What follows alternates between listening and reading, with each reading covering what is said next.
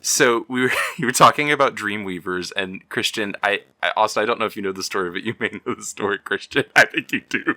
My dad, we were setting up for some kind of party, and my dad kept like singing to himself, and he's going like, "Yeah, Dreamweaver," and I go, "No, what are you doing?"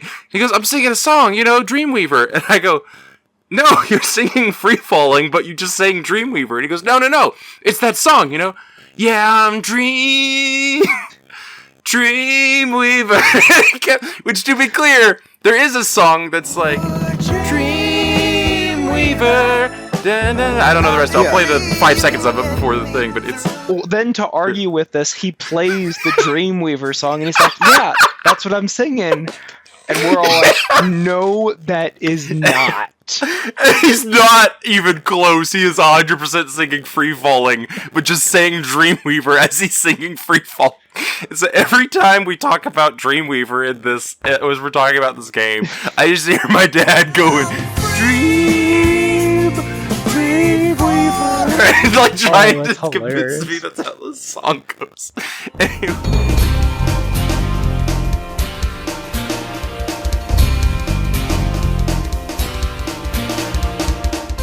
Hello, Pokepals. We're here to talk about our favorite purple Pokemon today. Just kidding. We're actually talking about something completely different. Not Pokemon at all. Spyromon is my favorite Pokemon. Spyromon. Well, if it ends in Mon, wouldn't he be a Digimon? Probably. I don't. That's a question for a whole other podcast. Getting too far into the nerdy sides. Oh man. But welcome everybody. I am Christian. Cool. I'm Dolan Malna. I'm Austin. And we are the Gameboys. That's us. Yeah.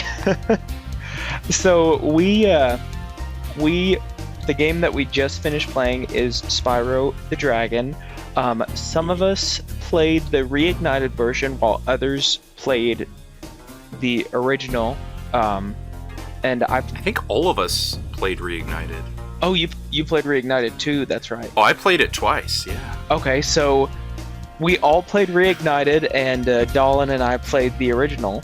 And so I guess just to kind of kick things off, who here has played Spyro before this?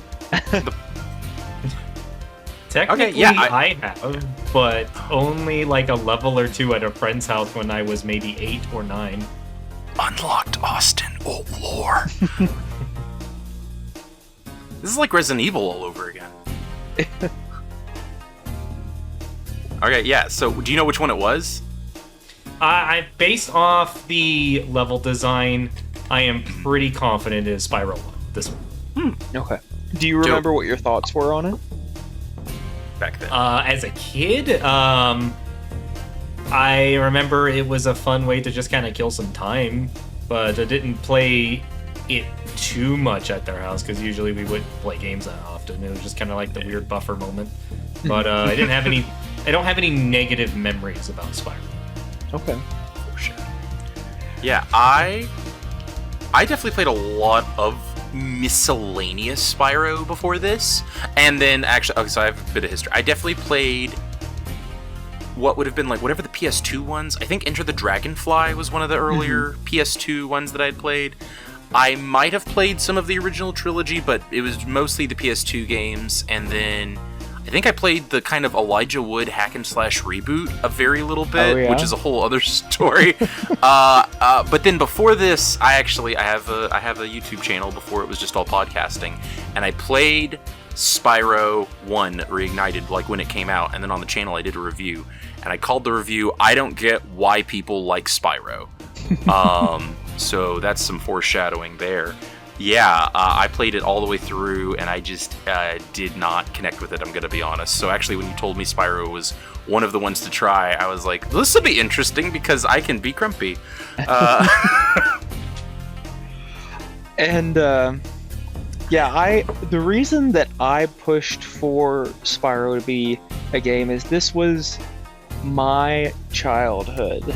As far as I can remember, Spyro, it wasn't the first game I ever played, but it stands out in my mind in terms of childhood as a game that I would constantly go back to. Not specifically Spyro the Dragon, but the franchise. Personally, going off my childhood memory, Spyro the Dragon was one of my least favorites. I never beat it as a kid.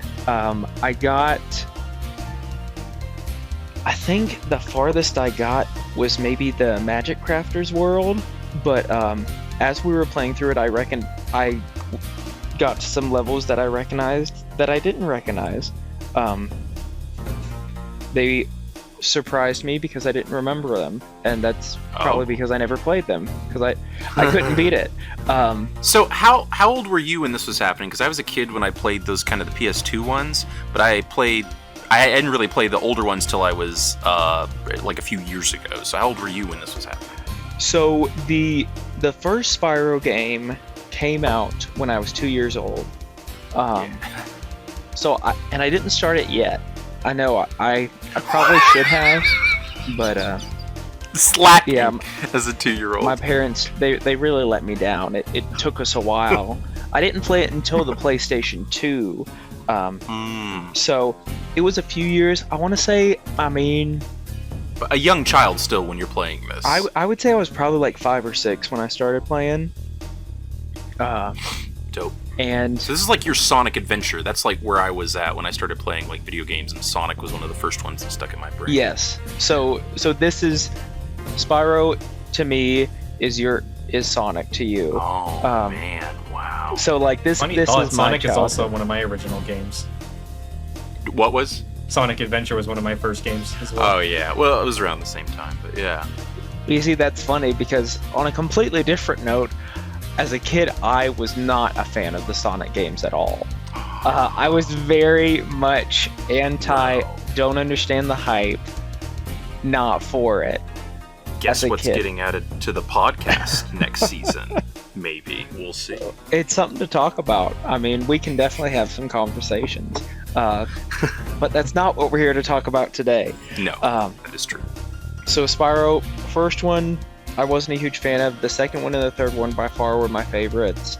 And then kind of that Year of the Dragonfly, A Hero's Tale, and that seems like from reviews that I've read, that seems like that's about when the franchise started falling off. The first 3 games were released by Insomniac, and then after that, I believe somebody else bought the rights. I'm sure I could put it in the show notes, but I don't have that right in front of me. But whoever editor Dolan in the future will add it in. Okay. Somebody ended up getting the rights, and they wanted to keep going on the hype from these 3 massive games that sold a ton, and it just went downhill and downhill until they eventually rebooted it with that Elijah Wood, which, at least from my memory, were pretty decent. I remember enjoying those around middle school on the GameCube, so we may get there and find out one day. Yeah, maybe we'll get there. But to kind of kick it off, I'm going to go into a little bit of the development history. I already mentioned this game came out 1998, and Insomniac, winter of 1996, they released their first game. It was called Disruptor. It did not do very well. It saw somewhat decent reviews, but it did not sell very well. It was basically just the first thing that they put out, and I'd honestly never even heard of it until I started doing research. And then they decided, let's put out another game, let's keep this thing going. And at the time where they were kind of talking about what kind of game do we want to release, like what kind of a character do we want to do. They took a lot of inspiration from, at the time, there was a movie called Dragonheart. Oh, was that the Brendan Fraser one, or am I thinking of... I think it was. Let me... I don't... Editor Dolan can add it, don't worry about it. Yeah, editor, put in whichever Dragonheart it was, but Dragonheart was really big at the time, so they were like, let's go with dragons. It's in everybody's mind, and everyone on the team thought it was really cool. So they took inspiration from that, and originally in the rough drafts of the game, it heavily was influenced by Dragonheart in such a way that it was a mature title. It doesn't say this, but based on like some of the descriptions, I anticipate this probably would have been a rated M title. Oh my word. With very dark, realistic approach, not children oriented at all. But then as they continued development, they were in discussions of like, well, we want to market to a wider audience, especially because Disruptor, despite the reviews, it didn't really do well. We want to try to just put something out there that everyone would like. So they went with more whimsical, lighthearted, child and young person oriented game, and that worked out very well for them. Yeah. But that kind of sparks a question that I want to ask you guys. Do you, in terms of both of y'all's just personal preferences, do you guys prefer games that are oriented more gritty and like more mature games, or do you prefer more of those games that are oriented towards wider audience, kind of more family friendly style? Dolan, you can go first. Yeah, that's a toughie. Well, I'm going to do the obvious thing and make a C.S. Lewis quote. I'm going to paraphrase him, and I'll put the actual quote on screen. Editor Dolan has got to be so annoyed right now. But it's something like, any children's tale that is not worth reading as an adult is not worth reading as a child. And so he's basically saying, like, yeah, you can put entertaining slop in front of a kid, but, like, a good child story is something you can go back and enjoy even as an adult. So I know it's a bit of a cop-out to your question, but I guess my preference is less about... And I'll even say the game... Most media in general, and the game industry in particular, not never, but very rarely does much meaningful with that M rating in my experience. Some of the games that I think have most deeply explored thoughtful topics are often, I'll cite it and people can laugh at me, I think Kingdom Hearts does a lot with its philosophical concepts actually about what the nature of the soul is, and sure, it's wrapped up in fun Disney cuteness. That's an E10 game, and I think that's saying something way more mature than I don't know, like the latest God of War, or even, I love them, but Splinter Cell. I think Kingdom Hearts is actually tackling more interesting, deep themes. So to relate it to that, I guess I'm less interested in an age rating in particular. I've loved some M-rated games. Love Resident Evil, as we've said on the podcast. But I'm more interested... I'm more interested in what thematically it's doing with its age ratings. And there are some stories you can only tell with an adult rating. But I'm not super interested in... Like, I only like adult, I only like kid. I just want you to do something interesting with the story you're telling. What do you think, Austin? And so on my side, I won't go as elaborate as our fair mate Dolan does, but I tend, assuming that the game is done well and not just mindless garbage slop, I tend to gravitate more towards the mature games for more enjoyment than just like your average kid game. But like if I just take what has historically existed as a whole, I think I have enjoyed more everyone audience games than mature games overall. It's more of those being made. Like when mature games are good because I like them more. That's kind of the answer to the question. Mm-hmm. What about you, Christian? I think this probably has changed in my lifetime. I think if you asked me when I was in like high school, I probably would have said more like grittier, the cool stuff, the things that the cool kids are into, the gritty, darker games.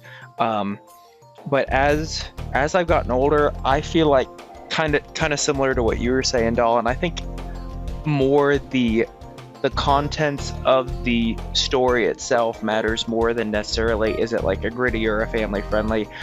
And I mean, there can be arguments made on both sides that like a lot of family friendly games are just like a bunch of colorful, a bunch of colors, not really a story, not really that interesting, but it's family friendly. And then same thing for the gritty side, it's not really an interesting story, it's just a bunch of blood and darkness kind of a thing. Yeah. So I mean, I think what matters more than specifically what style of game it is what's the story that they're telling and how good of a job are they doing at it.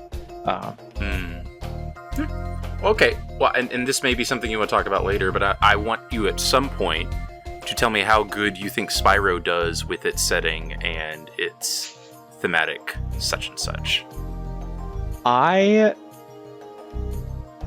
You can save it for later.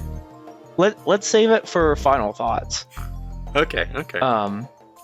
But since we're asking this question, anybody that's listening, drop a note down in the comments and let us know what do you prefer? Do you like the more gritty, more mature games, or are you more of a family-friendly, wide audience, or are you somewhere in between?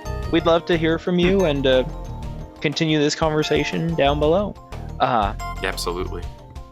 I promise to comment back. I can't promise it'll be intelligible, but I will respond something. But back to kind of the development history of this game. Some other things that I thought were kind of noteworthy as they were going through and kind of fleshing out this game from like just preliminary artwork. They were talking a lot about like what kind of music do we want to do, and something that really stands out from what I've seen among many reviewers is the score of Spyro the Dragon. It was all the music was written by a single person, Stuart Copeland. Anybody that's familiar with that name would know that he was the drummer for The Police way back then, if you're that old. Yeah. If you're young, look it up, read a book sometime. But he composed all the game's music. He even, as he was writing the music for all the levels, he specifically designed each song for the level that he was playing. Obviously, he didn't just make music for the whole game in general. And he is not a gamer. I thought this was kind of funny. We, having played the game, we know how difficult it is. Stuart Copeland had to have specialized cheats put in the game by the developers so that he could get through the game. What? Because he couldn't. What? He had to get cheat codes and assistance to be able to play on to get to the next level to even write the music for it. Which I need to get these cheats, man. Yeah. Well, I guess that I don't think this is on the list, but I gotta talk about it. Am I being an elitist here by saying I didn't think this game was that challenging? It's not. Okay. I would disagree with you. Austin? Austin? In regards to 100%ing, I thought it was challenging. No. Just to see each level. Literally just to see it write music. Yeah, because he just had to see each level. He didn't have to 100% it at all. And he had to have cheat codes to just get progress through the game to see it. If you ever feel like you're bad at a game, just remember that. Well, okay, but also I can't drum like he can or write music like he can, so I guess to each their own. And That's also, in his defense, this is an additional note that I saw when I was looking into it. He was dishing out 4 songs a day. What? That's impressive. Whoa. So I think because he was trying to go through it so quickly, I think that was a factor. Yeah, dude. Another factor, likely, as I'm sure we'll all talk about later, was the camera of the game. That's seems to be a wide renowned issue. I have feelings about the camera. But yeah, I just thought that was crazy. But then it made more sense when I saw he was doing like 4 songs a day. He wasn't like, okay, I'm just gonna take a week for a song kind of a thing. Some other things. Now, sorry, go ahead.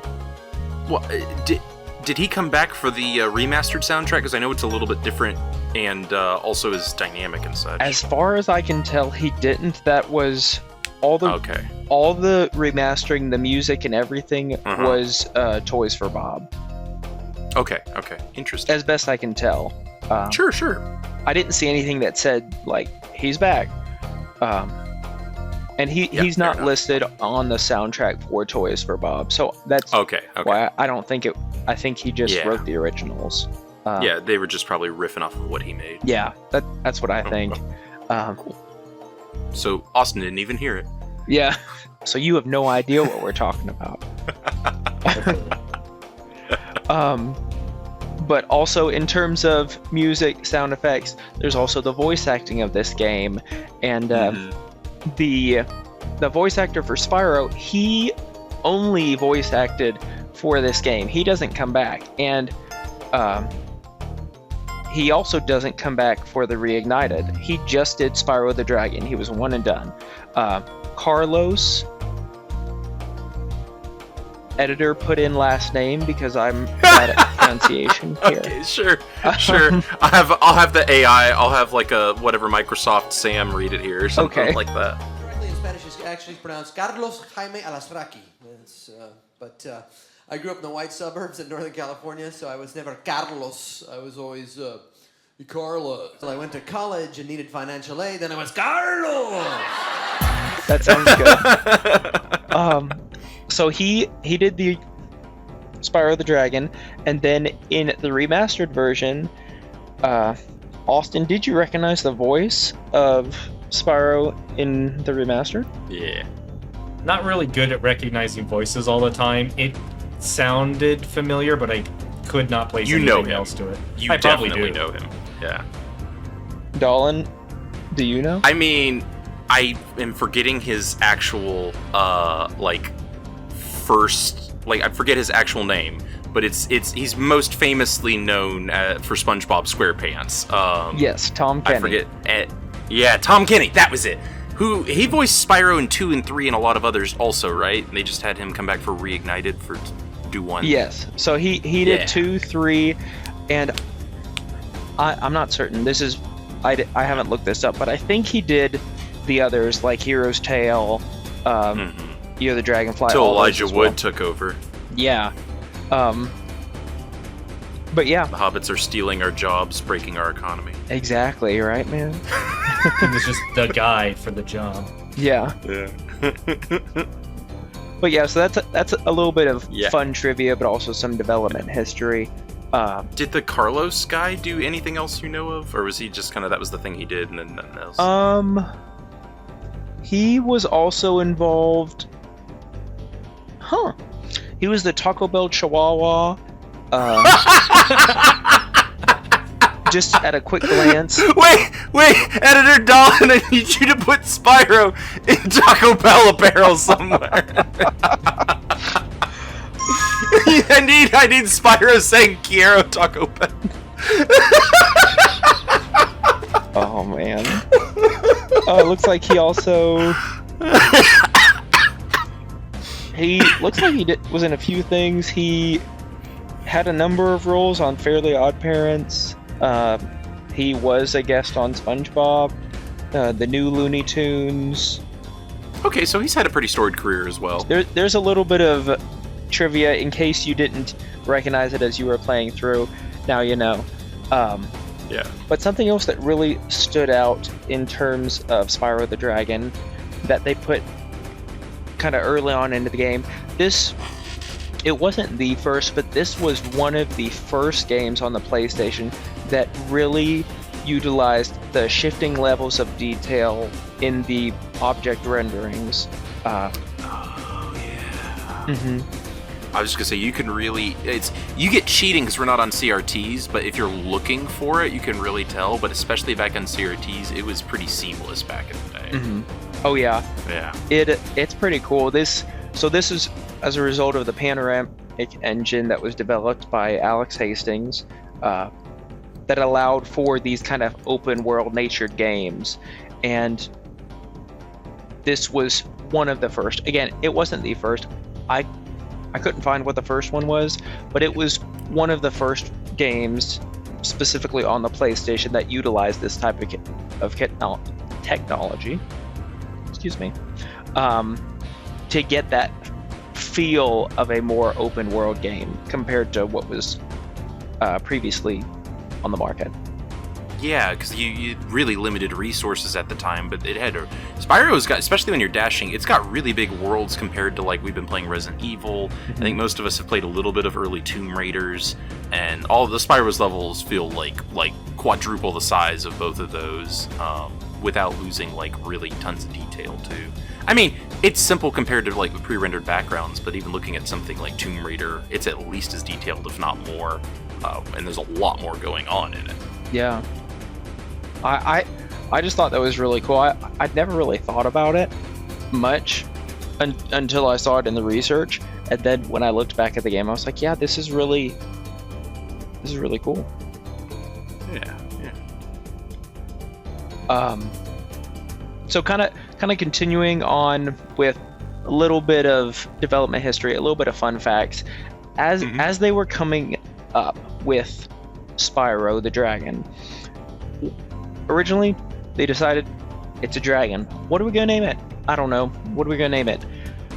Pete. No! Originally, no! this character was Pete the Dragon. the Dragon. That's original. Well, they changed it because of copyright over Well, yeah. Pete's Dragon. Yeah, Pete's Dragon. Yeah. But the dragon wasn't named Pete, so I guess it... Well, okay, but still, you can't name your dragon Pete, like, when did Pete's Dragon... It was not that long ago. Like, those were not wildly separated. Within a decade, at least. Yeah. So after that, they were like, okay, Pyro. Oh, okay. Okay, I get that, though. Yeah. That's cute. But they said that it seemed too mature, so they added an S in front of it. So Spyro is what they finally settled on, as we know, because that's the game. But Pyro was too mature. And ultimately, the design of Spyro was by Charles. Again, if this is bad pronunciation, editor, fix it. Zimbilus. He also worked on the design for Crash Bandicoot. Anybody that recognizes that name. Another PlayStation mascot. Another PlayStation mascot. So, in the original design, Spyro was not purple, though. Red? Because Pyro? No. Any other guesses? Oh. Blue. Not blue. He was green. Originally, Spyro was going to be a green dragon, and... that was named Pete? Come on, guys! Yeah. Yeah, when you think about it in that way, it's like, oh. that's way too on the nose. Yeah! But I think the reason that they were talking about green was just because that's like one of the colors you would think like a reptile would be, I guess.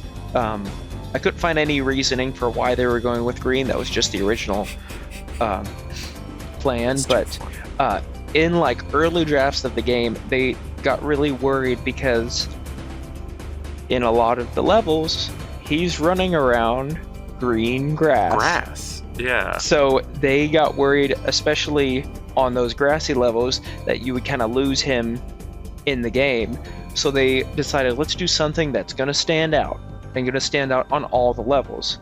Because on some levels, like you couldn't do a white dragon because on the icy level, he'd kind of blend in there. You couldn't do a red dragon because when he's flying over the lava, he'll kind of blend in there. So they went with purple.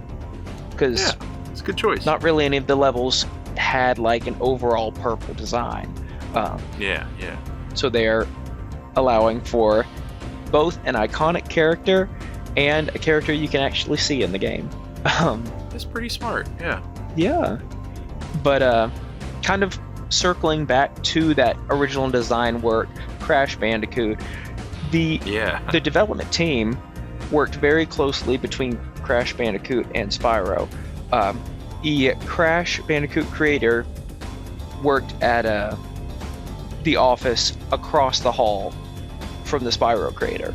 So they literally, the two developers, they would go back and forth across the hall. They played early versions of each other's games, sharing kind of level designs with each other, and that partnership and kind of the commingling of the levels is what led to Spyro being a hidden demo of Crash Bandicoot Warped was in Spyro. Which Spyro? Spyro the Dragon. Spyro 1. Oh, okay. Because Warped is like the third one, I thought, right? Yes, but I think Crash came out beforehand, so they were playing, the Spyro team was playing like the third game or whatever. Yeah, Interesting. Crash started in 96, so 2 years before Spyro had even started. Okay. So wait, in the PS1 all copies, there's a hidden demo of Warped? That is... Or is it like a disc attached? I couldn't find how to access it. Is this another Editor Dolan moment? If Editor Dolan can find out where exactly you found this demo, he is welcome to. Editor Dolan needs a grumpy little cartoon guy to like shove out all the facts at this point. If anyone wants to draw little sad, cheapy Dolan that has to push out all the facts because we didn't research beforehand. I'm sorry. I didn't either. It's not your fault. I'll only throw one more fact at you, and then we'll keep moving. How's that? So, in terms of Spyro, another reason that they went with Dragon is it utilized the ability to glide and fly long distances, which both helped with utilizing that 3D panoramic engine, but also made it feel much more open world and allowing you to essentially, as long as you got to a high enough point, you could cross the entire level in a single glide. They had... It made it much more difficult for the team in terms of development and design to make sure that you're at a point high enough that you can glide and actually land on the level. And one of the reasons I think that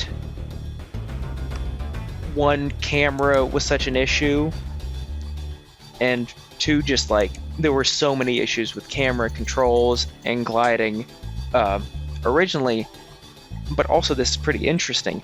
They brought along a NASA engineer, Matt Whitting, who specialized in flight controls to help program the camera movements for Spyro. What? So it caused issues because it was so, I guess, realistic, because this NASA engineer programmed the flight controls for him. And is that during like the flying stages and not just like the gliding? So it seems like he, from what I can tell, he helped with just overall design. So like all the camera issues of like it tracking, originally they had to do a lot of reworking after he came in, because when he made it, Spyro was the central focal point, and it caused, they had tons of playtesters getting nauseous and like getting sick and throwing up because of the high speed movements of like, instead of you jump and the camera is like staying behind you and jumps with him, so like you jump, the camera's staying stationary, so it would be like that. I don't know if you guys can see me, but yeah, it like goes around on a axis, Yeah. like circling around Spyro rather than like paralleling him. exactly. So like, it's like if Spyro goes like up on an x-axis, you would expect the camera to go up, but Christian is indicating that the camera is rather tilting to match Spyro's elevation while remaining in place, which would be much more disorienting. Mhm. And I'm realizing I think editor Dolan is going to have to make a visual for this, and he's just very sad right now. I'm so sorry. You can just use like dots, one dot to represent the camera and one to represent Spyro. I'm going to have to make an animation for this, dude. You know what? You can make the animation and send it to me, and I'll put it in the video. How's that?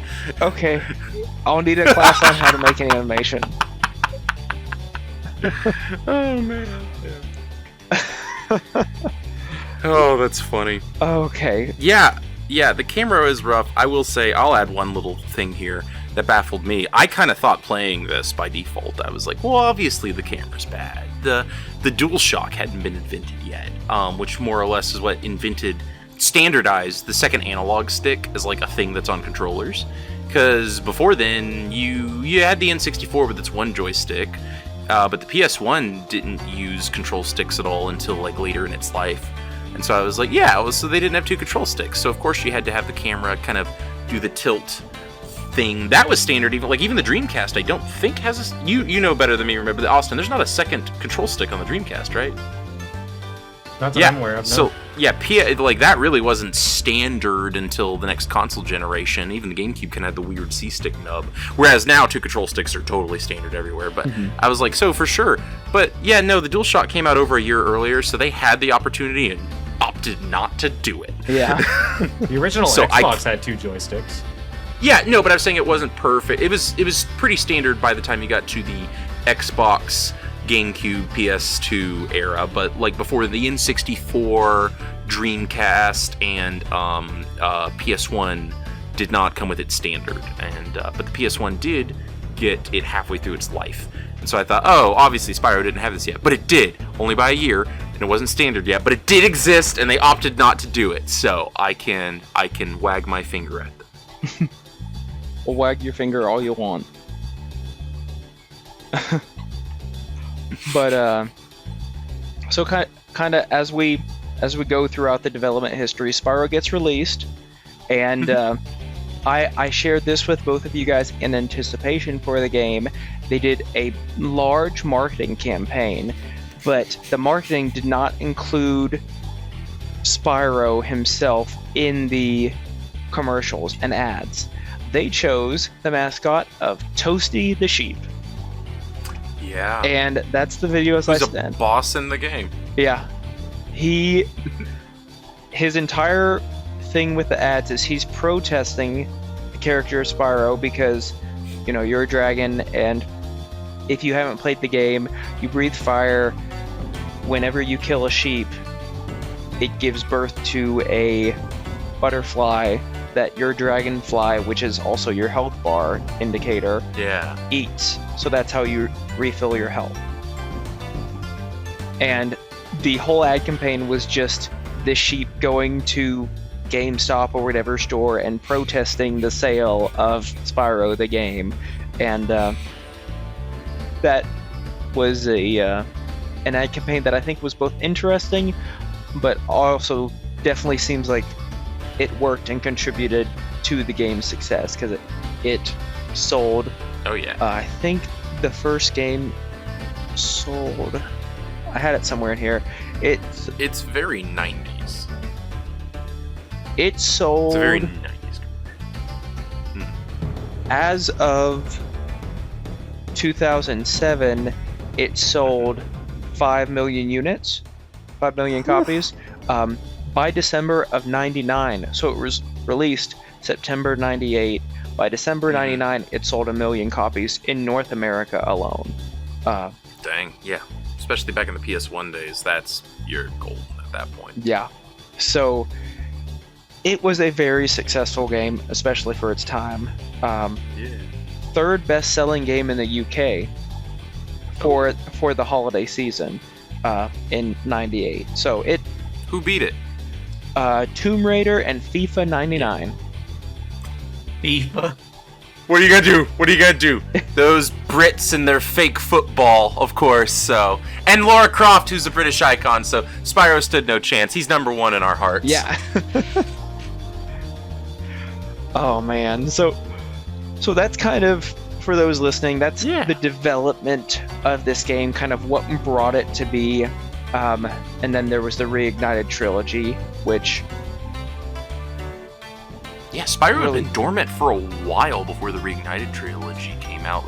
Wasn't it basically Skylanders? Like the spin-off where he was like just a character in like a Toys to Life thing, like the last time he'd shown up before then? Yeah, so after Elijah Wood, that he got sold off to whatever company makes Skylanders, and he got reduced to not even the main mascot. He just got reduced to just a side character. So when Toys for Bob came around and we're like, hey, we're gonna remaster the trilogy, it was nice to see this character really come back to his role of the lead, and it was nice to see him return to his former glory. And then they got shut down because Microsoft bought them. Yeah. A happy ending for everyone. A happy ending for everyone. But so moving on to the game itself. So we started playing the game. Kind of a synopsis. You're a purple dragon. You're going through these levels. You can. Why are we going through the levels? Well, because this guy at the opening of the game, Ganasty Gnork, as the person behind the camera calls him. His real name's Nasty Nork, but that's a little joke about his name. G. Yeah. So he gets upset because in this video interview, a dragon says, we're not worried about Ganasty Nork, even though he's developed some kind of magic to turn gems into minions. He's ugly and not a concern, and we're stronger than him, is basically what they're saying. And so, Austin, what does Ganasty Gnork do? I don't know how, but I know he turns all of the dragons into statues. Yes. Yeah. So, I think the reasoning for like him, why the dragons turn into like these crystal statues, I think it's kind of like a reverse of his spell of turning gems into minions, is my guess as to why they look that way when he turns them into statues. You were putting way more thought into this than I think the developers did. I've put a lot of thought into it in my lifetime. But so basically he gets upset. He's like, no one calls me ugly, and then he goes doo, doo, doo, doo, doo. And then all the dragons start turning into freezing. And for whatever reason, Spyro is the only dragon that doesn't get frozen. Maybe it's because he's underage. It's because he's short. You see him ducking down. That's a theory I did read, because he's the littlest dragon, and so all the beams fly over him. Okay, so it's because he's short, and he's short because I think in the canon he's supposed to be a 10-year-old dragon, if I'm not mistaken. Child, yeah. He's the only child? That's on screen. We don't question it. All the other children had growth spurts and got frozen. Did you see any female dragons, Austin? No. This is a Doom Society. You may see some later. Oh. But so you're going through the game. Your job is to save all the dragons, and to do this, to continue to progress through the game, you have to collect gems by both collecting them and defeating enemies. and you go through multiple different worlds, all kind of going around the same thing. You start off Artisan World, that's very green grass, very artisan style. Kind of your simple kind of intro to the game levels. You go through the Peacemakers world, Magic Crafters, Beast Makers, which is Swamp themed and most distinctly stood out in my childhood mind. Dream Weavers, and then finally, after you go through everything, you get to Nasty's world, where you go through levels, and then you ultimately fight Nasty. And after you beat him and basically 100% the rest of the game, there's one additional level, Nasty's Loot. And that's basically you fly around and collect gems. Yeah. Is essentially the gist of it. Yeah. It's a very is too strong a word. It's a decently linear, more open than something like Spyro, but more linear than something like Mario 64 or Banjo-Kazooie Collectathon is how I describe the gameplay. Yes, exactly. So that's just kind of a brief synopsis of the game. Collectathon, you go through and you collect. And there were a few slight differences between the original version and Reignited. Dolan, did you notice any? Oh yeah, definitely a few. I mean, listen, my vision's not great, but I feel like if you squint, there might have been some visual tweaks between the two versions. I'd have to look back at the tape. Editor we'll Dolan, get can into you put a side-by-side in? Yeah, Editor Dolan, see if you can. Corporate wants you to look at these two pictures, the same picture, but they're not. Yeah, so obviously the visual thing is the most obviously striking difference. I don't know how best to describe it. Someone that's like more familiar with this game could better, but like the physics are a little bit different. They're not like drastically different, but it's different enough that when I played them back to back, I could be like, his glide is definitely different, and his charge feels a little bit different, especially the supercharge, in a way that I can't quite describe. He turns way more smoothly when he's not charging in the remaster, for instance, probably because the analog movement versus the D-pad movement. Because even when you're on, again, they didn't incorporate the DualShock, so even when you're on the D-pad, or even when you're on the control stick, it still acts like a D-pad, and so it's like, and then there was like I said, a little bit of physics difference. You can still do all the things, but the way you have to approach those really tight jumps is a little bit different in a way that I couldn't. Maybe you've got a better take on it, but I felt like I went down faster on glides, but also that if I hit an edge, sometimes he'd kind of clip over it a little bit more generously than he used to in the remaster. And then the biggest things were, I noticed, was in Nasty's world at the end, they were using paint Gatling guns instead of bullets. Yes. There may be other things, but that was the big air quote censorship. Like, I guess back in the 90s, you could have machine guns in a kid's game, and now it's like, that would bump up the rating, so it's a paintball gun. Yeah, exactly. So you hit the nail on the head. I mean, those all are some tweaks that they made. There is the difference in the gliding. I definitely, in the remastered, if you are just ever so slightly off on the glide, he does the little wing flap giddy up, which is incorporated into the second Spyro game, which we'll see both in the OG and in the Reignited version.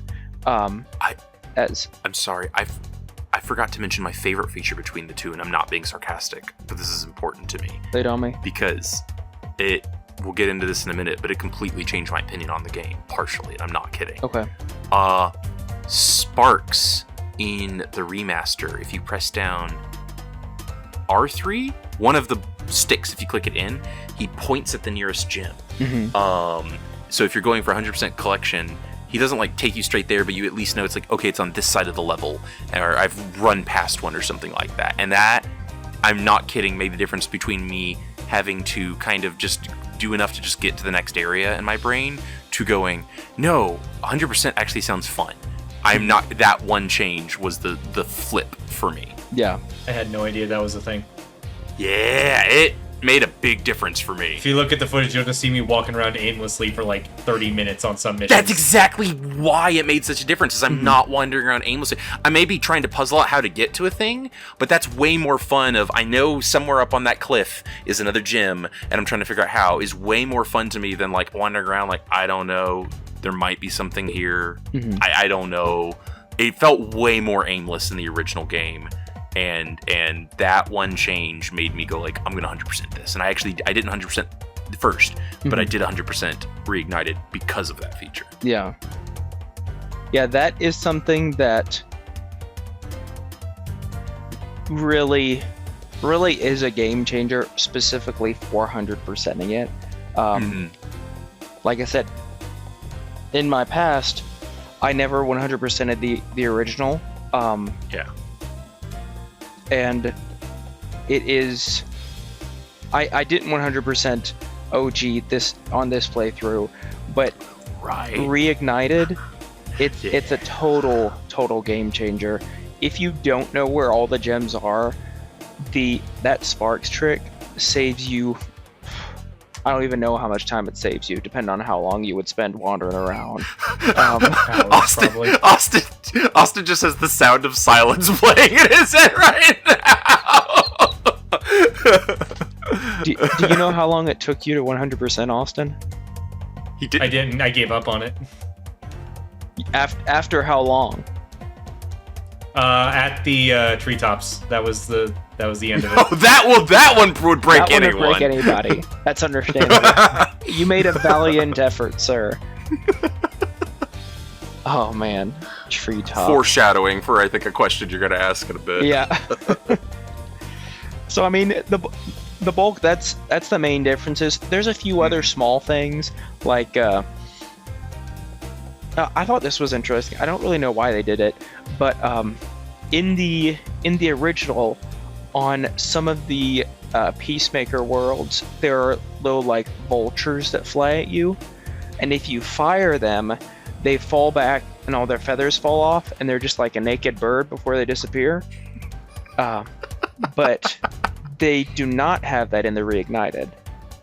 Okay. And I thought that was interesting. That was offensive. That's a very odd thing that I remember, but I thought that stood out to me. And then also, along with that censorship, on the I think it's in the Dreamweaver's world, on one of the levels, the Norks, or whatever the minions are called, they throw grenades at you, but in the Reignited, those are swapped out for like the classic old cartoon bomb with a rope. Like the cartoon circular black bomb. Yeah, they're swapped out for that. I guess because, like again, a grenade is not child friendly, but a bomb is. I don't know. Clearly. Looney Tunes makes it so.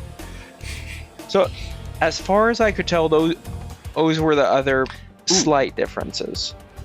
There was one other one that just came to me also. Were you done, or am I stealing your thunder? Lay it on me, because I'm drawing a blank.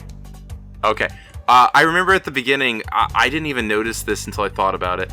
The beginning, they're like talking about Nasty Nork, and they're like, yeah, he's lame and not scary at all. And he just kind of from the ether can seem to tell that they're bad-mouthing him. Whereas in the remake, it's like recontextualized as like a news interview where they've got like a microphone and a TV. Whereas in the original, he's just kind of like psychically understanding that they're making fun of him. And I thought that was an interesting change. Yeah, that's true. And all the dragons are revoiced, and a lot of the bits are the same, like word for word, but like everyone got new animations, whereas there was like just like 7 different types. Like every dragon is like an individual animation now, is the other big thing that this one changed. Oh yes, that's right. I'm glad you mentioned that, because I would have been disappointed if we hadn't. I loved the dragon redesigns. Like you said, the voice work, they obviously brought in additional voices, but the design of the dragons, I think was just so much better, because like you said, it was just like 6 or 7 stock dragons, but these in the Reignited all looked like they were hand designed for that world.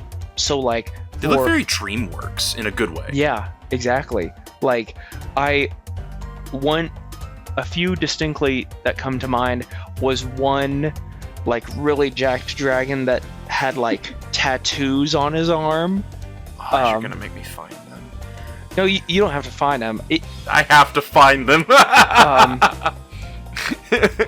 And then like in the Dream Weavers world and in the Magic Crafters, they all looked like they were mostly like thinner dragons, more like wizard type dragons with like staffs and like wizardy vibes, as opposed to like the Beastmakers world. They were all like bulky, like almost more looking like a big like crocodile looking dragon.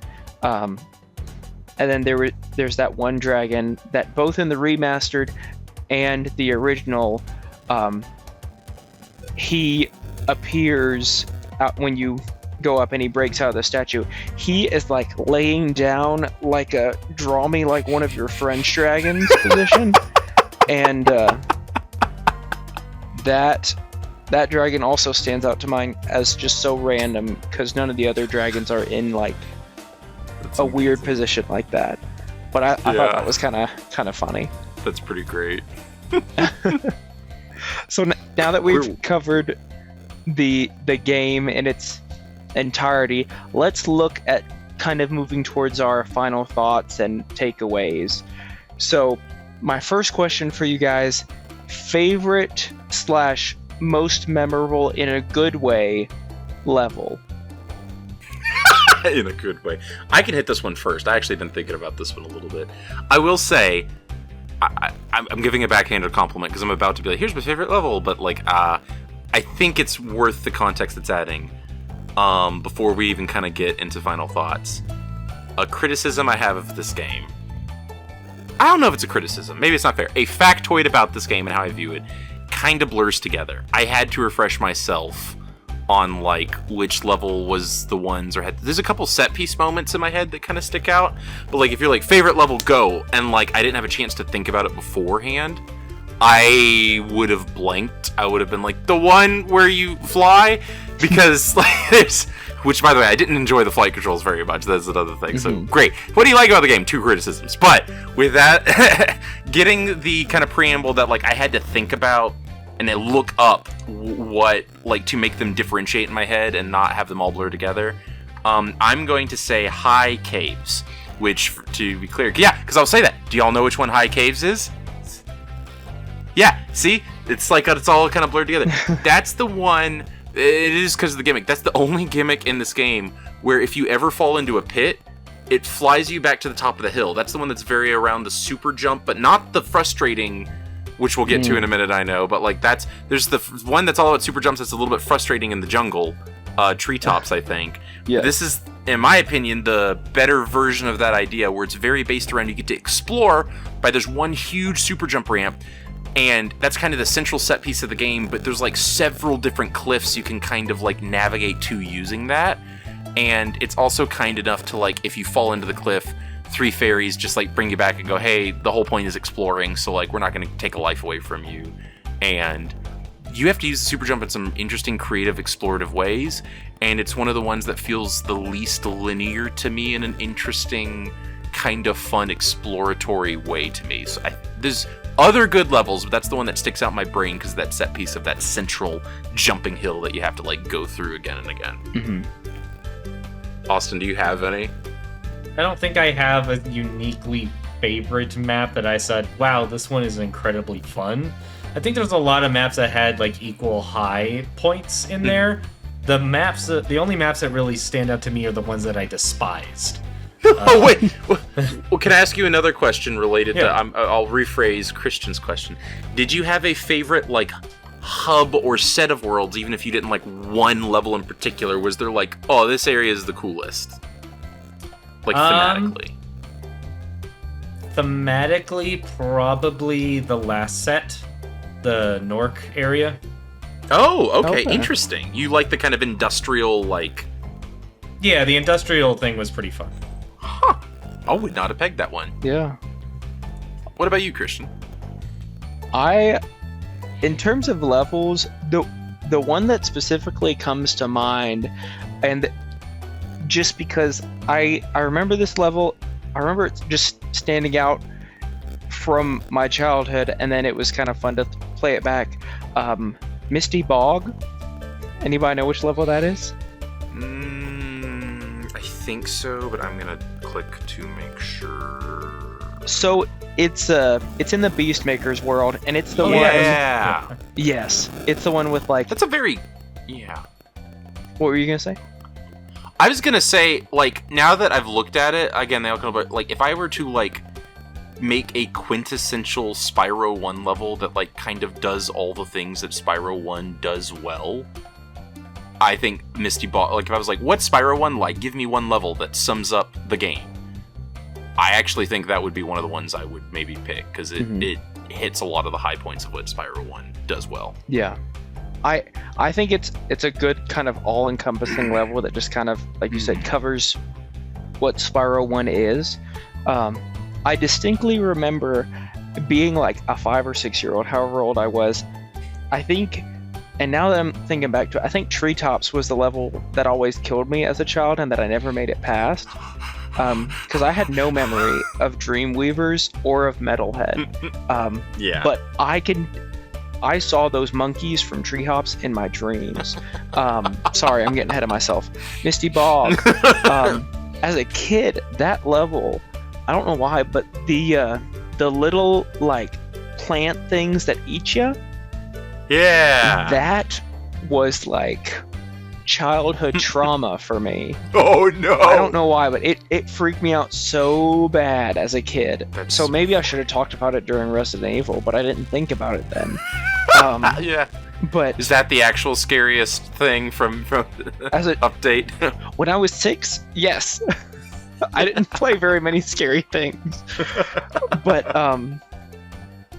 yeah, I just think that's a fun level with just different kinds of.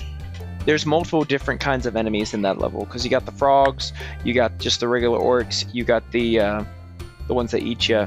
So, I just thought that was a fun level. I like it. Yeah. It's had a core memory unlocked. Oh. Lay it on me. Speaking of like old, like as a kid, things that scared me, I just remembered how, like as a kid, how terrified I was of in the Toy Story 2 game. The first world, Andy's house, in the attic, there's like a robot boxing boss. I remember being terrified of that robot. Why couldn't you guys remember this in the Resident Evil episode? Because I was sitting there thinking about it as my current self and not like thinking of it as my kid's self anymore. But Yeah. I think I remembered like those eyes. Yeah. Okay, sorry, related to that, because you know what's something that I don't think I found quite as scary as you did, but was scary. Same game, is the construction at the top of the construction level. There's a giant jackhammer boss, and whenever he gets near you, the boss music gets louder as he approaches you closer and closer. And if you... I wasn't even scared of him killing me, I was scared of him accidentally knocking me off and have to do the falling whole frickin' 17... thing again. Yeah, and having to redo the whole thing again. So that was Ugh. terrifying. Sorry, sidetrack. We should just stick that in the Resident Evil episode. I'm editing it. I bet I can put it in if I want. But Hey man, go for it. no. I just Too unlocked. hard. You guys just unlocked an additional memory on my part. It's a therapy session. Yeah, this is therapy. So back to Misty Bog. Like, I have this one dream from like my childhood that I could never figure out why I dreamt this. So, did you guys ever watch Arthur as a kid? Yes, yes. So when I was a kid, I had a dream that I was Arthur and a giant plant ate me. And I think it's those little plant things from the Misty Bog now. We've solved the crisis. Dude, I feel like I've been carrying that weight for the past 25 years. That'll be $500.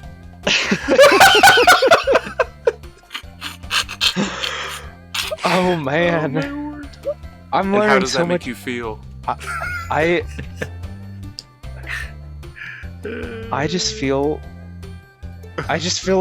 like a weight is lifted off my shoulders. Oh, I'm glad we've had this moment together, Christian. Honestly, though, I've always like thought back to that and been like, I guess I just have weird dreams. But like this, actually, I'm actually making connections now. It was just Spyro traumatizing you. It was just childhood trauma. Oh my. Okay. So now that we're done talking about our favorite levels, what was your least favorite? Treetops. Treetops. It's treetops. Treetops. It broke me. Yeah, right? Those monkeys, man. It's not the monkeys, it's the stupid ramps. jumps. No, Yeah. it's the jumps, but the monkeys kill. I feel like the monkeys killed me as much as the jumps did on the OG. No.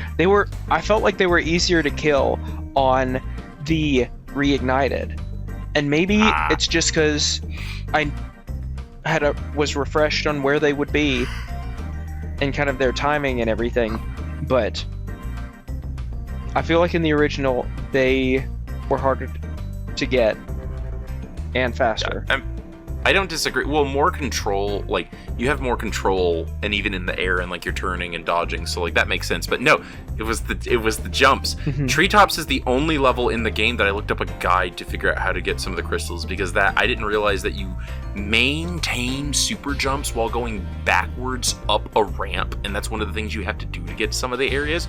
You have to, like, jump through a thing, get turned around backwards so that you can fly across the level, land on a super jump, because if you land on not a super jump ramp, the super jump goes away. Mm-hmm. But if you continue super jumping back up a different ramp, it will let you like launch to like one hidden area where like the final gyms were. Yeah. And there is no universe I would have figured that out. There was nothing that made me think, yeah, it's like you gain speed by running down this ramp fast, and that gives you super jump. But also if you run up it. But here's the thing. Sorry, this is bothering me. This frustrates me because it felt like mechanics lied to me. Because you can't build super jump by initially running up a ramp. Mhm. So like, it's not like you touch the ramp and it just gives you super jump. Because if you start charging up a ramp, you're not going to get super jump. Mhm. But if you charge down the ramp and then super jump activates and somehow manage to turn and without hitting a wall and like land on it backwards, basically, you can keep the super jump going up a ramp. And you know how you get different levels of super jump the longer you keep the charge going, basically? Mm-hmm.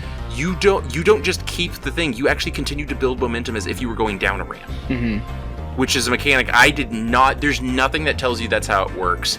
I had no way, that is not, in my opinion, that is not like a thing that like logically, because like I get it, oh, go down these big arrow ramps fast, you jump higher. Like that, I don't need a big tutorial for it, like that's intuitive, right? Mm-hmm. But like, once you start glowing purple, you can reverse direction on a ramp if you jump correctly, and you will continue to gain speed while going up a hill, is not an intuitive thing at all, in my opinion. And so I used a guide for that. Rant over. I don't blame you for using a guide. The first time I played through and tried to 100% everything, on the reignited version, I had to look up a guide to figure out how to get through that section as well. So it's not just you. Treetops, and I think when I looked it up it said this, but I don't have it pulled up in front of me. Like across the board, almost everybody says out of all the levels in the entire game, Treetops is the most difficult to 100%.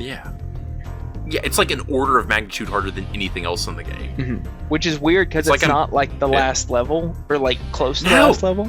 There's a whole another like two worlds. It's a random, yeah, it just feels like for one level in the middle of the game, I'm playing a Spyro like Kaizo hack. And then it goes back to being a kid's game again. Yeah. At least going off memory, the other two games do not have a section like Treetops. Hallelujah. What's funny is that, like, there's easier super jump based levels afterwards. It kind of feels like the final boss of, like, super jumping. Yeah. But it's only, like, the second time it shows up in the game, if I remember correctly, or something like that. Yeah. It'd be like if Nemesis showed up in, like, the third room of the first game of Resident Evil. That's what it feels. And then never showed up again. Oh, man. Yeah, that's accurate. So now that we're at the end of this episode, let's go over just final thoughts, takeaways, and let's slip a rank in there as well. Oh yeah, okay. Austin, you wanna take it? Yeah, so one thing that I'm hoping in Spyro 2, and you can tell me now or let me discover for myself, is one of the things that frustrated me most about this game was trying to just do normal jumps to normal platforms that weren't like traps or enemies, and then just like clipping the edge of the jump and then falling to my death and losing like 4 lives or 5 lives per map. I really hope they just, for situations like that where you're just jumping or fall into a chasm, that it doesn't take a life away. Because that's in a really annoying way too. I was actually worried I was going to lose the game at a point because I just kept falling to my death. I can tell you that if you jump down a chasm, you will lose a life. But I think most of the I was just going to say, I think most of the jumps and also the glides are easier. Yes. Especially because there is that additional mechanic of you can manually press a button if you're just a little shy of reaching the platform. As you're gliding, you can press a button to give yourself that little like wing, flutter your wings to get that little extra boost and land on the platform. So it's, I don't think you will have as much of a problem, I'll say that. Yeah, and in 2 and 3, they basically give you a double jump you can do at the end of your glide if you're finding yourself just a little bit short. Like, if you're way off, it's not going to save you, but if you're, like, those jumps are really tight, but they give you that little double jump flutter at the end gives you more wiggle room to not be quite as tight on those later jumps in the later 2 games. Mm-hmm. So, it's not the fix you want, but it is something. Yeah. Be good enough, as long as I'm not just constantly barely clipping the edge of the platform where I should make it, where, like, I stop and I'm, like, kind of half walking, but then I just go, goodbye, and die 3 times in a row. So, I want to tell you a quick story if we have the time. Yeah. This is one thing. As I mentioned at the beginning, because we're talking about final thoughts, which is related to this. Mm-hmm. I played the Reignited games on the Switch in particular, and I didn't get it. I didn't like it. I was like, it's nice and all, but I think specifically the thing I mentioned, it was like, oh, this is pretty cute for a game series trying to figure out what 3D, Spyro even looks like. 3D Spyro. 3D platforming looks like, right? It's like, oh yeah, this is like a 2D game in 3D. You know, it's very clear, it's very linear, but there's little sideways paths that kind of happen on occasion, and that's nice. I said, yeah, and then the next natural evolution is Super Mario 64, where it's more open in the 3D space. And I looked up, and they were 4 years apart, with Super Mario 64 being earlier, and I was like, what's the point? I don't get it. I really felt like Spyro was stuck in an age that had been we had already invented better 3D gaming at this point. There had been several better 3D games. Why was it doing this? But then we started this podcast, and you said we're gonna do Spyro again. So I played through it again on the PS1, and I came away thinking, golly, it's even worse than I thought, actually. These controls are stiff and floaty at the same time. It's got a great atmosphere, I'll give it that. It's got better atmosphere points than 64, but it's just not worth the trade-off. The fact that it's kind of prettier, because that fell by the wayside. 64 is still fun to play, even if it doesn't look as good, but Spyro doesn't look good anymore. I mean, it looks good for a PS1 game, but it's not wowing you. And the gameplay is just miserable. Like, the turning's rough. I hate to say it, but I don't enjoy the flying. I felt like the platforming was simple, and the sparkle was just kind of gone. And I was like, man, I hate that. I hate that I'm going to poo-poo your childhood. And then something, I was like, I want to talk about the remastered, and so I'll pull that up just to see, even though I'd already played it. I was like, let's just pull it up again to make sure it's refreshed in my mind so we can talk about it on the podcast. And something magical happened. I don't know exactly what it was. If it was just the slightly smoother controls, if maybe because I was playing on the Steam Deck instead of the Switch, so I had a more stable frame rate. And the graphics maybe were prettier, even though it was low graphics. This is a Steam Deck. I'm not playing it on a powerhouse here. It's the same, or if maybe it's just because my third time through, and so some of the mechanics and level placements finally clicked. Maybe it's like a Sonic situation where you have to replay it before it clicks. I don't know what happened. Or if just Sparks being able to find things encouraged the Collectathon nature more and the platforming less. Because I was playing it the first 2 times like just a platformer where you have to go out of your way to get some stuff to get to the next platforming stage. But something happened, and I kind of fell in love with this game. It's not perfect. All the problems I've complained about are all still there, but like, it was so chill at the end of the day to start playing through this and go collect all the things and just like play 30 minutes before I went to bed and burn through a couple of levels and find everything in the level and beat all the stuff. And specifically the remaster, and this is maybe the same problem where later on I'll look at the remaster and be like, oh, the graphics are ugly now. But right now, I found the visuals in the remake really charming, I think in a way that the original was at the time and was still going for. But with the extra fidelity, it felt like I was playing a DreamWorks movie. And all of that combined together, and I wasn't mad that I was playing like a worse Mario 64, and I instead felt like I was playing kind of a living DreamWorks movie, and it clicked for me, and I just had a really friggin' good time with the game, actually. Hard for me to recommend a game that I felt like I had to play 3 times before it was fun, but I gotta admit, the taste it left in my mouth on that third one is like, I really liked that. I wouldn't mind playing it again sometime. I really liked it. Oh yeah. Good. Yeah. It won me over, big time. I'm really glad to hear that, man. Yeah. What are you looking forward to as we go forward? Oh man, okay. I mentioned a lot of little new gameplay nuances that I'd like. You know, I don't love the flying stages. I kind of hope there's a bit, if we're going to keep doing variety, maybe don't remove flying stages, but work them in a little bit. Just find 4 sets of 8 different things in a level if you're going to keep having flying, have me do something a little bit more interesting with it. I already know it's coming, but some of those platforms are just a little tight, and I'm looking forward to maybe a little bit of extra grace in a game that's not trying to be a killer hard platformer. Like, I'm looking forward to that. And then I'll also say, I think some of the levels really shined. I mentioned my favorite levels were the ones that shined with a little bit of more exploration and non-linearity. There's also a couple where you get on a high place, and there's something that kind of looks like, I didn't mention them, but looks like a background area.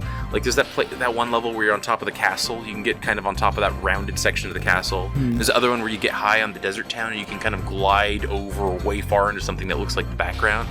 Anyway, those moments were truly joyous, where I felt less like I was on I think Spyro's at its worst when it's being a very linear enemy gauntlet platformer.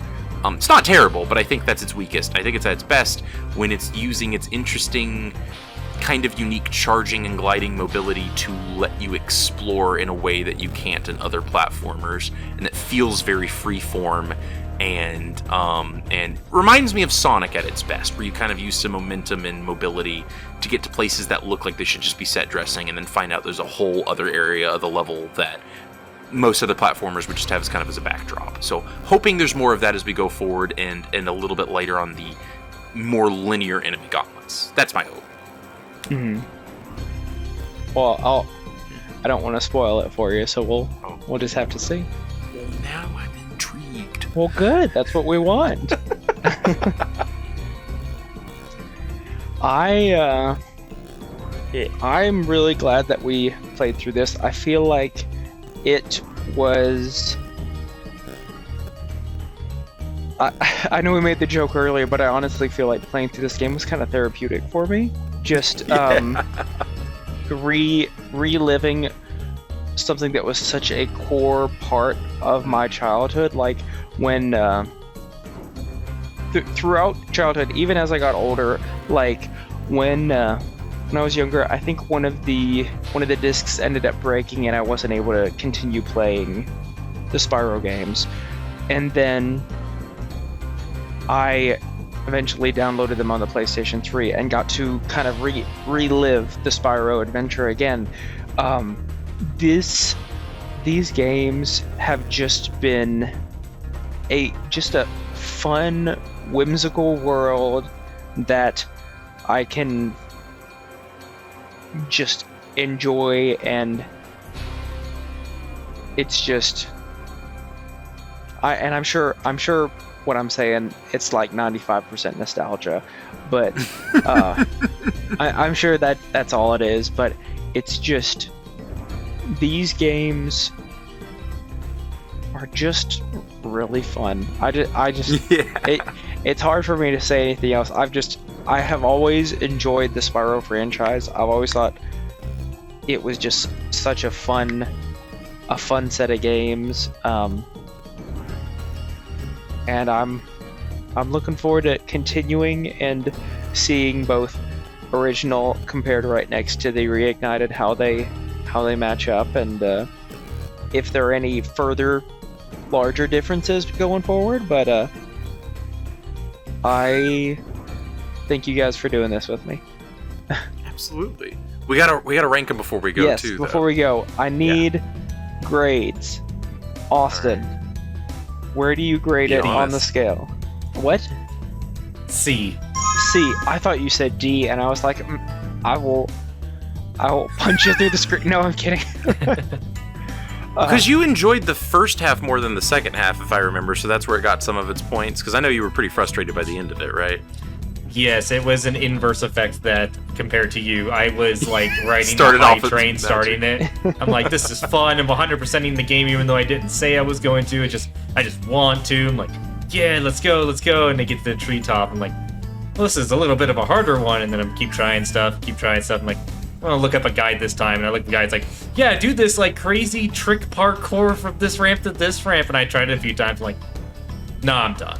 I just gave up. I had a little bit more fun in the last row when I gave up trying to 100%, but trying to 100% frustrated me to the point. But Well, it entices you to do it, and then puts that super hard roadblock. So I understand that complaint, even though I got over it. But yeah, despite all that, Collectathon games, they're okay to me. I don't love or hate them really. I mean, I had a Collectathon game growing up, Toy Story 2.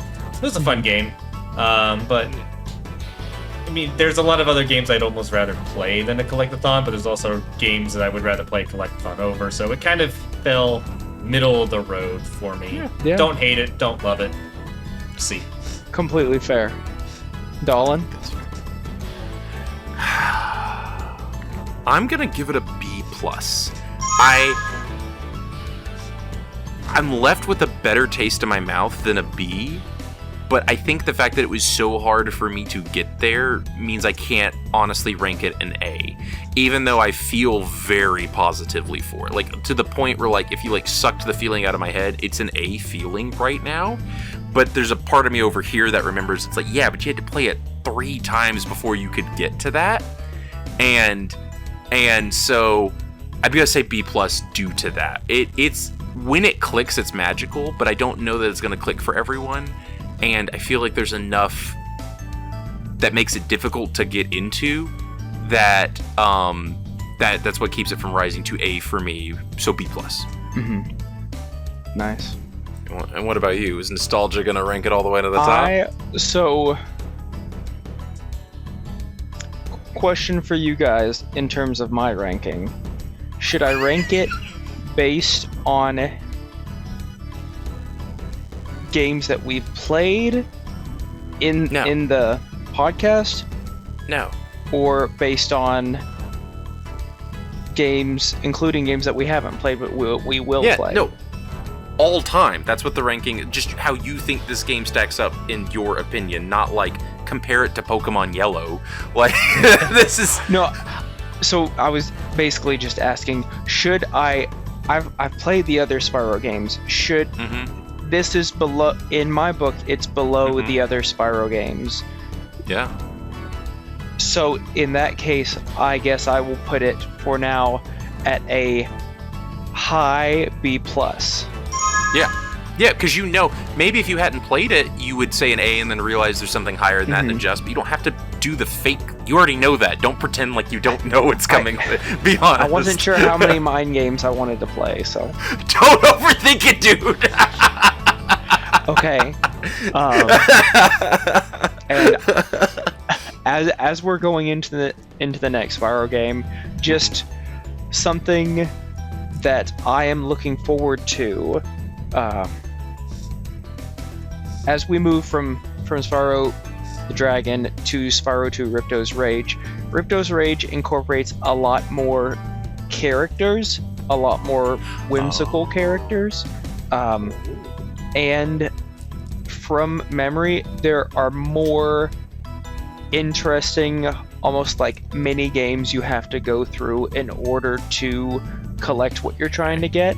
Okay. So from the Dragon to Ripto's Rage, just so you guys know, they add a decent bit more stuff. It's not going to be just strictly like it was here, glide over there, defeat these enemies, collect. There's some additional things that you have to do in order to collect and move forward. I'm interested to see if that variety elevates it or is like a frustrating different game style. So that'll make or break it a little bit. That's gonna be fun. And there are Austin's got like meme cat face over here, like. And there are bigger boss battles. So. Oh yeah, we'd even talk about the fact that most of the boss battles were like non-existent basically. Only Metalhead and like the final. No, really, only Metalhead's the only one that isn't like. Go through a linear gauntlet, then blow fire. Yeah. Metalhead, all you have to do is, like, literally, I know we're at the end, but Metalhead, at least for me, like, if you just charge the whole time, you can not get hit and knock out everything and take him out like that.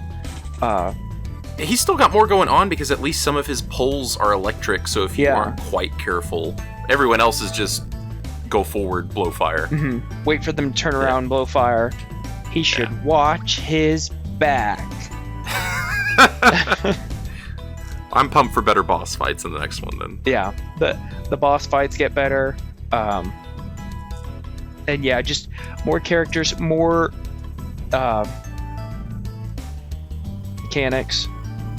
I'll stop dropping hints and we'll just get to playing. How's that? I'm excited. It's gonna be a good one. All right. Well, everybody that listened, thank you for listening and putting up with us. We have had a great time and hope that you did too. Have a great night. I'm Christian. I'm Dolan. I'm Austin. And we are the Gameboys. Woo!